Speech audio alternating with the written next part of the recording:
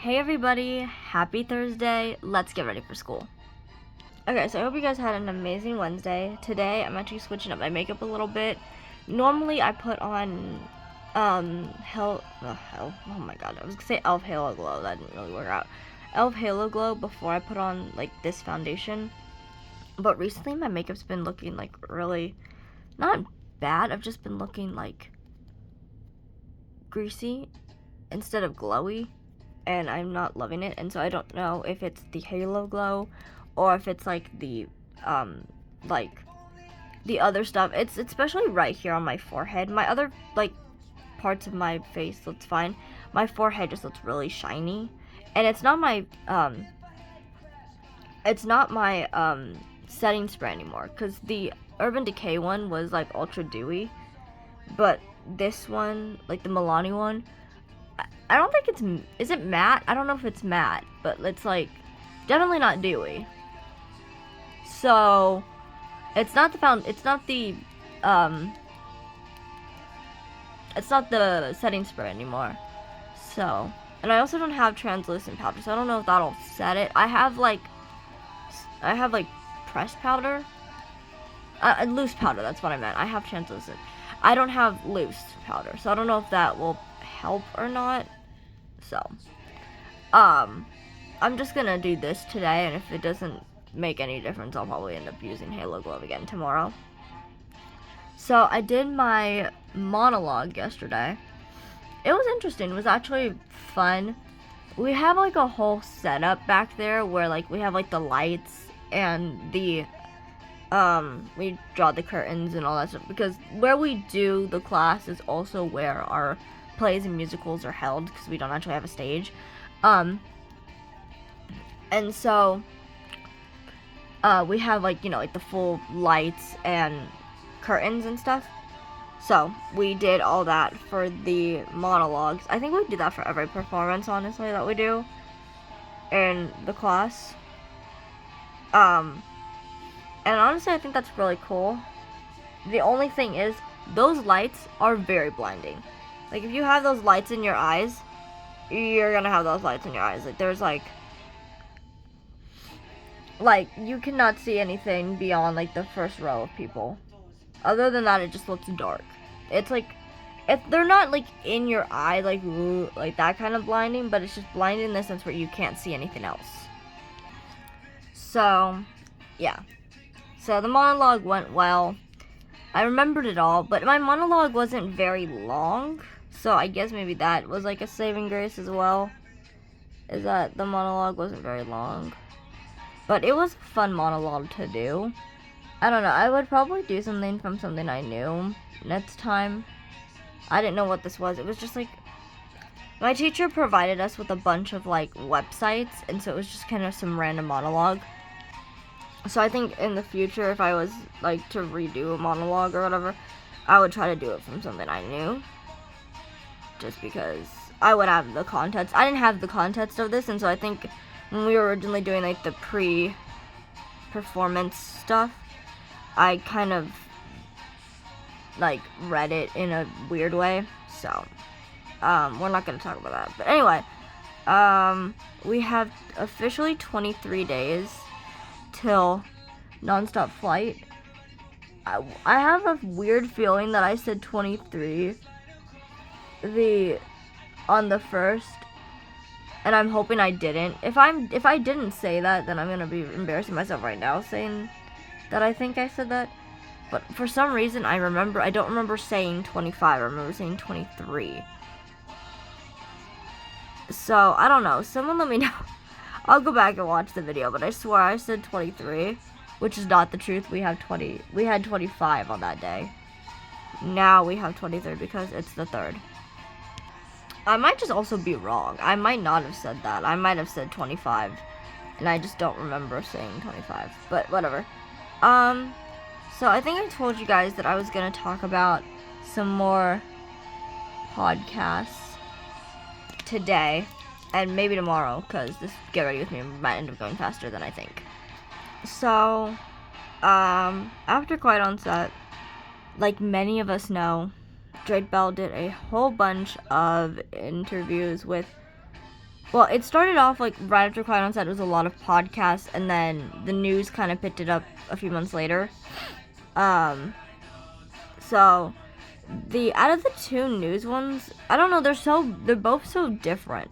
Because the two news that picked it up was Access Hollywood and the Today Show. I realize I have to say the Today Show because I feel like people might not know what that is, and people are gonna be like, "Today? What are you talking about?" So, the Today Show. So it was interesting because someone said like he was gonna be on the Today Show, and I was still in school when this happened, so I think it was on a Monday, and so I was like, okay, I'll just like record it on Sunday. So I recorded it on Sunday, and then I was like waiting all day. It was like the end of the school year, so it was like the last week of school, I want to say. Yeah, it was the last week of school. It was literally like that Monday of the last week of school. So I was like, oh, okay, I'll wait. And I was impatient all day. Literally, it was actually kind of funny. I was like waiting for like each class period to go by because I was like, I want to go home and watch this interview so badly. But the thing I didn't realize, and the thing they don't tell you, is that what you see in the like the thing you see on TV is not the full thing. You see maybe like 6 minutes of a 48-minute interview, and they had like a written like typed out version too. I feel like they're both good, the written and the typed out version. It's just different. Like the written version is obviously all his same words, but you don't hear it in his voice unless you read it in his voice, I guess. But a lot of what's talked about in that typed up version is also talked about in the full interview, but I think there is like a few topics that is still not there, which I'm not quite sure. But so that interview wasn't horrible, but the way that what they put in the news was not good. I'm gonna be completely transparent. I don't think what was put in the news was very good. So what like actually made it into the Today Show interview didn't feel very good. I was like, I waited all this time for this because I like waited so long, and I was just like, it wasn't very good for as long of a time as I was waiting for it. It was like, I don't know, but it's the news. The news has hidden. Oh my god.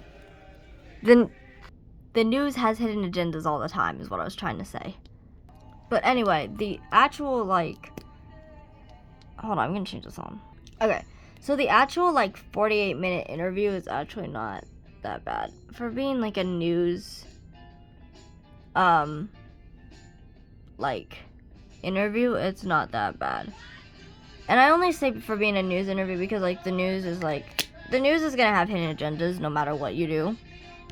The person could be a literal saint, and they're still gonna try and like dig up dirt to like make the person look bad because it's the news, and everyone has biases. And I don't know what the biases of the Today Show is, but I'm not going to try and figure that out right now, and it's not really important for this conversation, but it's something you have to take into consideration, is understanding that, like, the news is always going to have bias.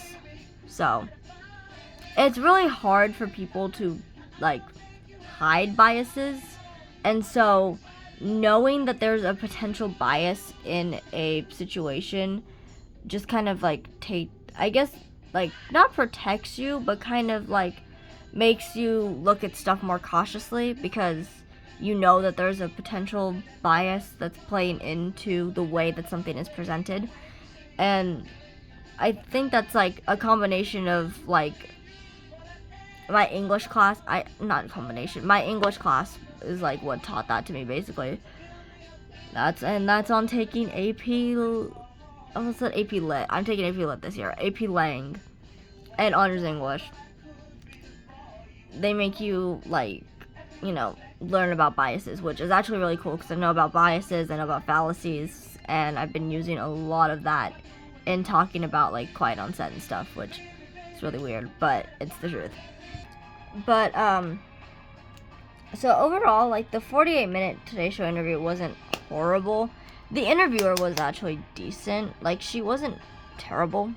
Like, she asked, like, decent questions in the sense where they weren't, like, too much, like, agenda-y. In the sense where it's, like, it wasn't, like, oh, you know, this is our agenda and stuff. It wasn't, like, that bad. So, like, I will give her that. So, that one was okay. It wasn't horrible. It wasn't bad. It was sad, though, because we learned a lot of, like, well, not information that we didn't already know completely, but we learned more about something that has always been a nauseating, like, horrible thing that we've known since Quiet on Set, like, because they talk about it once, I think it's once, when, I don't know if it's, I think it's the episode before Drake shares his story, so I think it's the second one rather than the third, because I don't think Drake ever talks about it in Quiet on Set, but he talks about it in other podcasts and interviews after Quiet on Set. So he doesn't talk about it himself in Quiet on Set, but someone else does. And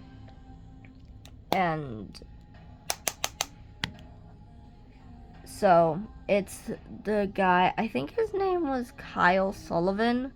So if you guys know who that is, then you might know what conversation I'm talking about, or what part of the documentary I'm talking about. So that was talked about more. I don't know if I can say it, so I'm just not gonna say it. But yeah, so if you know, you know.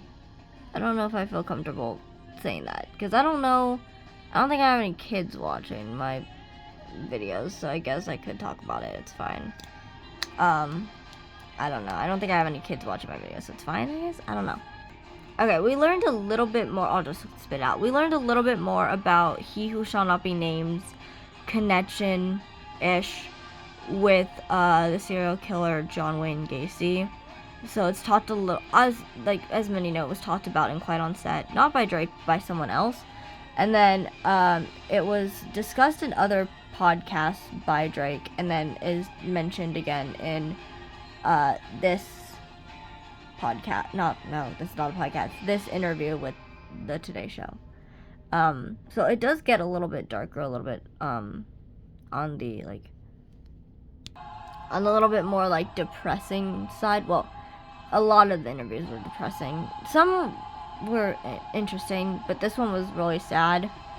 And it got sad. Like, you could tell. I don't know if he was, like, anxious or, like, remembering or what, because it got really just kind of sad at that particular part.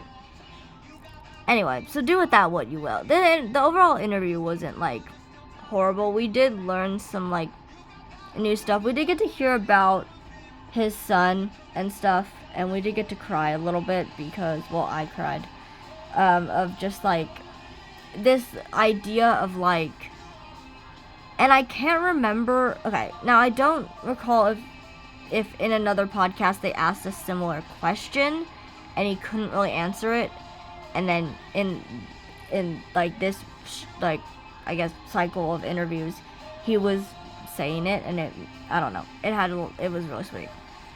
He talked about, like, what he would say, like, to his younger self, and oh my god, that's a tearjerker. if you are a sensitive person like me, if you're an emotional person like me, that was a tearjerker. So if you're gonna watch that interview, get some tissues, I guess. But then there was another interview, like, the next day, or I think it was, like, the next day, with Access Hollywood, which was really good. It was so good. That interview was a lot more lighthearted. It got a little deep, like, for a little bit, like, a little bit dark for, like, a split second. But it was, like, a lot of, like, very hopeful, talking about, like, Drake and Josh, talking about, like, working with Amanda, like, a lot of more, like, good memories and good stuff. And the interviewer was so sweet. She was so nice. I think her name's Kit Hoover. She's so nice, you guys. Like, she was a really good interviewer. She was really kind, really sweet, and just like a good person. Like, she seemed like a good person. And she seemed like she really cared. So, I think that's the thing. Just like, even if you're interviewing someone and you couldn't, like, care less about them, at least give the resemblance that you care. Because, like, it takes a lot for a person to agree to an interview. And it takes a lot for a person to speak up about something. So, give them that space and, like, at least, like, try to pretend that you care, even if you don't care at all. Anyway, that's beside the point. I didn't mean to get, like, kind of, like, preachy there. Like, I wasn't trying to do that. So, that interview was really good. Like, she did a very nice job. So, I think I'm gonna have to continue this conversation tomorrow, because, like I said, this Get Ready With Me went by a lot faster than I thought it was going to. Well, I assumed it was gonna go by fast. I don't know. But, I have many more podcasts to talk about. Because he did some Mexican press, like some Mexican podcast. I think it was, like, mainly one. No, don't listen to me. There's 2. Like, originally there was 2. And those were really good. Like, the thing is I don't know if it's the location or the person. Because, like, I could easily say, like, it's Mexico. Mexico is the reason why these interviews are so good, because they don't hold the same kind of idea of Drake that the US did, which is the truth. I don't think Mexico held the same kind of image. Because I don't think, like, I don't think they're as influenced by mass media and mass misinformation, because that is the world that we are living in. And I'm not gonna get that philosophical and that cynical today, and not at 7 o'clock in the morning. But it is the truth. Like, we are living in, like, the digital age, and in the digital age comes, a lot of things like misinformation, and in my humble opinion, misinformation to the extreme is propaganda. It doesn't matter, it doesn't have to be something big, but misinformation to the extreme is propaganda. At that point, it's propaganda. So, that's how I see it. It might be an ignorant way to look at the world, but it is my way of looking at the world. So, do with that what you will. So, it was the truth. Like, a lot of those, like, Mexican interviews were a lot better. Like, the Jordi Rosado interview, oh my gosh. It is so good. Do they get into some deep topics and some darker topics? Yes. But Jordi does it with such a majesty. It feels so colloquial that it doesn't feel, like, forced or anything. And I love that about the interview. I'm sorry, this song's so good. Anyway, like I said, like, it doesn't feel, like, super forced, even though we know that, like, not forced, but it's like, there are some deeper topics. Like, it was gonna be hard to talk about. And Jordi goes about it with such a majesty that you don't really see a lot in the, like, American press and podcasts. And he just makes it feel very colloquial, and I think that's probably why Drake shares as much as he does, because when people feel safe, they tend to open up more. Okay, first setting spray. You know what? I'm not kidding. It might be this setting spray. Now that I'm thinking about it, because I think it says, like, glow. I don't know if it's meant to be glowy, so it might be this one, because I use it a lot. I don't know. Is that going to stop me? Absolutely not. Okay. Second setting spray. Okay, does anyone else notice that, like, the Milani setting spray has, like, a slight, like, almost, like, perfume-like scent? Not bad. It's not strong, but it feels like it smells almost perfume-like, and it's interesting. I don't know, that might just be me. Let me know if anyone else has noticed that. Okay, y'all already know what time it is. It's lashes, and then lips, and I'll be back. Okay, here's the final look. I will see you guys in the next one. I love you guys. Have a blessed day. Have a great day. Jesus loves you. I love you. And I will see you in the next one. Bye, guys.